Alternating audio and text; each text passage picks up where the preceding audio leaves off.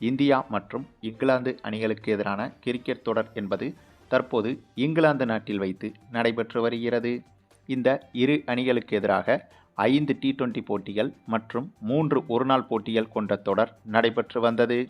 இதில் முதலாவதாக 5 T20 போட்டிகள் கொண்ட தொடர் நடைபெற்றது.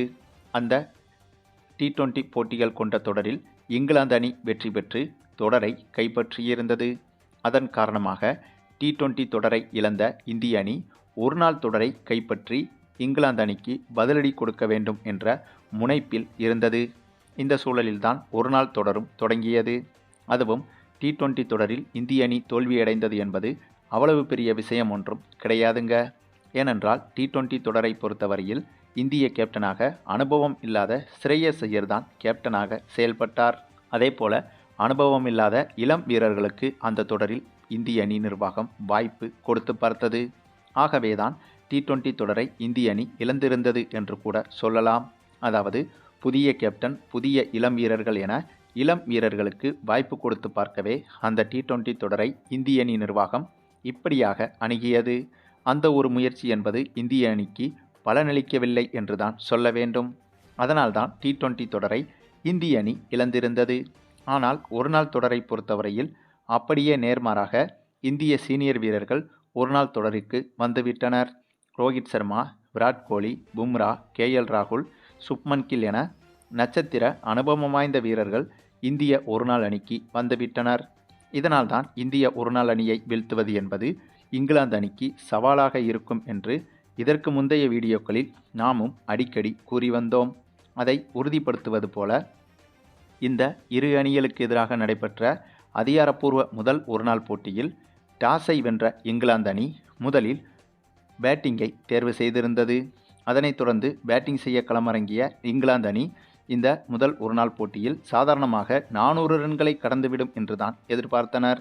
அந்த ஒரு எதிர்பார்ப்பில்தான் இங்கிலாந்து அணியும் பேட்டிங் செய்ய களமிறங்கியது. அப்படியாக களமிறங்கிய இங்கிலாந்து பேட்ஸ்மேன்களுக்கு பயங்கர அதிர்ச்சியும் காத்திருந்தது. ஏனென்றால் இங்கிலாந்து பேட்டிங் வரிசையை பொறுத்தவரையில் பென் டக்கட் மற்றும் ஜோ ரூட், அதனைத் தொடர்ந்து லியான் டான்சன் என இந்த மூவரை தவிர மற்ற எந்த பேட்ஸ்மேன்களும் சொல்லும்படியாக விளையாடவில்லை. அதற்கு மிக முக்கிய காரணம் நம்முடைய இந்திய ஆல்ரவுண்டரான அக்சர் பட்டேல் தாங்க. இவர்தான் இந்த போட்டியின் திருப்பு முனையாக செயல்பட்டவர். அதாவது அக்சர் பட்டேல் இல்லை என்றால் இந்த போட்டியில் இங்கிலாந்து அணி எதிர்பார்த்தது போல 400 ரன்களை கடந்திருக்கும். ஆனால் அக்சர் பட்டேலின் சிறப்பான பந்து வீச்சால் சூப்பராக பந்து வீசிய இவர் மொத்தமாக 4 விக்கெட்டுகளை வீழ்த்தியிருந்தார். அதுவும் இவர் வீழ்த்திய விக்கெட்டுகள் முக்கியமான விக்கெட்டுகளாகவும் இருந்தது. இதன் காரணமாக இங்கிலாந்து அணி 50 ஓவர்களை முழுமையாக கூட பேட்டிங் செய்யாமல் 48வது ஓவரிலேயே மொத்த விக்கெட்டுகளையும் இழந்து 258 ரன்கள் மட்டுமே தான் எடுத்திருந்தது. இதுதான் இந்திய அணியின் சிறப்பான சம்பவம் என்றே சொல்லலாம். ஏனென்றால் இதற்கு முன்பு நடைபெற்ற T20 தொடரிலேயே ஒரு போட்டியில் 250 ரன்களை தொட்டிருந்தது இங்கிலாந்து அணி. ஆகவே அப்படிப்பட்ட இங்கிலாந்து அணியை ஒருநாள் போட்டியில் அதே அளவுக்கான ரன்களில் சுருட்டி இந்திய அணி சாதனை படைத்திருந்தது. அதற்கு மிக முக்கிய காரணம் நம்முடைய அக்சர் பட்டேலின் சிறப்பான பந்து வீச்சு தாங்க. பின்னர் இந்த ஒரு இலக்கை நோக்கி சேசிங் செய்ய களமிறங்கிய இந்திய அணியை பொறுத்தவரையில் பெரிதாக ஒன்றும் அலட்டிக் கொள்ளவே இல்லை. ஏனென்றால் இந்த இலக்கு என்பது குறைவாக இருப்பதால் சாதாரணமாகவே விளையாடி இந்த போட்டியில் இந்திய அணி அபாரமான வெற்றியை பெற்றது. அதாவது 3 ஒருநாள் போட்டிகள் கொண்ட இந்த தொடரின் முதல் அதிகாரப்பூர்வ ஒருநாள் போட்டியில் இந்திய அணி வெற்றி பெற்று சாதனை படைத்திருந்தது. ஆக மீதமிருக்கும் 2 போட்டிகளில் ஏதேனும் ஒரு போட்டியில் இந்திய அணி வெற்றி பெற்றுவிட்டாலே இந்த தொடரை கைப்பற்றிவிடும் என்ற சூழ்நிலையும் உருவானது. அது மட்டுமில்லாமல் T20 தொடரில் அனுபவமில்லாத இந்திய அணியை வீழ்த்திவிட்டு இங்கிலாந்து அணி ஆடிய ஆட்டத்திற்கு சரியான பதிலடி கொடுப்பது போல இந்த ஒருநாள் தொடரில் இந்திய சீனியர் அணி இங்கிலாந்து அணியை முதல் போட்டியிலேயே துவம்சம் செய்தது என்பது இந்திய அணியின் பலம் என்ன என்பதை மீண்டும் கிரிக்கெட் உலகத்திற்கு நிரூபித்துள்ளது. மேலும் கடந்த சில வருடங்களாகவே கிரிக்கெட்டில் நம்பர் 1 அணியாக இந்திய அணிதான் இருந்து வருகிறது என்பதற்கு இந்த ஒரு கம்பேக்கும் இந்த ஒரு வெற்றியுமே உதாரணம். அது மட்டுமில்லாமல் இந்த முதல் போட்டியில் வெற்றி பெற்றதை தொடர்ந்து 2வது ஒருநாள் போட்டியிலும் இந்த இரு அணிகளும் களமிறங்கியது. சற்று முன் தொடங்கிய அந்த ஒரு போட்டியில் டாஸை வென்ற இங்கிலாந்து அணி இந்த முறை பந்து வீச்சை தேர்வு செய்திருந்தது. அதனைத் தொடர்ந்து பேட்டிங் செய்ய களமிறங்கிய இந்திய அணியை பொறுத்தவரையில் இந்த முறை ரோஹித் சர்மாவின் ருத்ர தாண்டவத்தை பார்க்க முடிந்தது. அதாவது கடந்த முதல் போட்டியில் ரோஹித் சர்மா 11 ரன்கள் மட்டுமே எடுத்து விக்கெட்டை இழந்திருந்தார். சுப்மன் கில், ஸ்ரேயஸ் ஐயர், வாஷிங்டன் சுந்தர், அக்சர் பட்டேல் போன்றவர்கள்தான் முதல் ஒருநாள் போட்டியில் சூப்பராக பேட்டிங் செய்திருந்தனர். ஆனால் இந்த இரண்டாவது ஒருநாள் போட்டியில் நம்முடைய ஹிட்மேன் ரோஹித் சர்மா ருத்ரதாண்டவ ஆட்டத்தை வெளிப்படுத்தினார். அதிரடியாக விளையாடிய இவர் வெறும் 79 பந்துகளில் 123 ரன்கள் வரை குவித்திருந்தார்.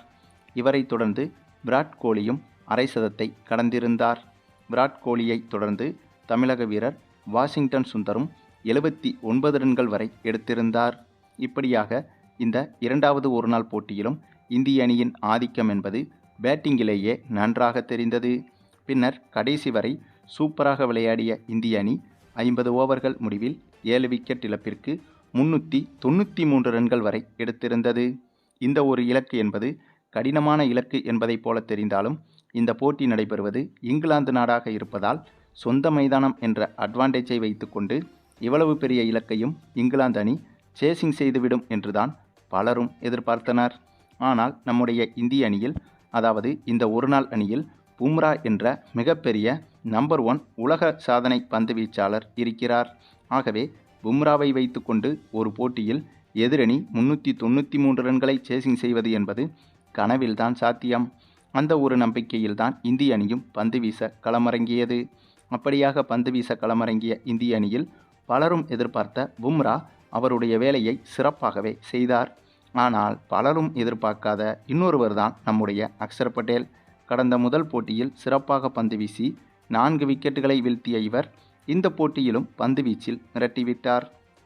ஒரு பக்கம் பும்ரா இந்த போட்டியில் 10 ஓவர்கள் வீசி வெறும் 38 ரன்கள் மட்டுமே கொடுத்து 2 விக்கெட்டுகளையும் வீழ்த்தியிருந்தார்.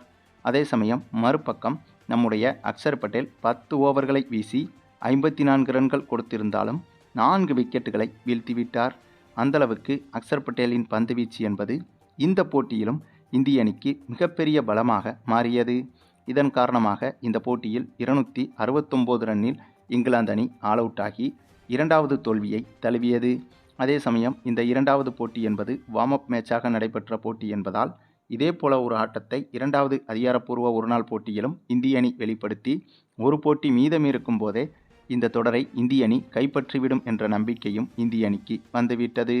அதற்கு மிக முக்கிய காரணம் இந்திய T20 அணியில் இருந்தது போல இளம் வீரர்களோ அனுபவம் இல்லாத கேப்டனோ இந்த ஒருநாள் போட்டியில் கிடையாது.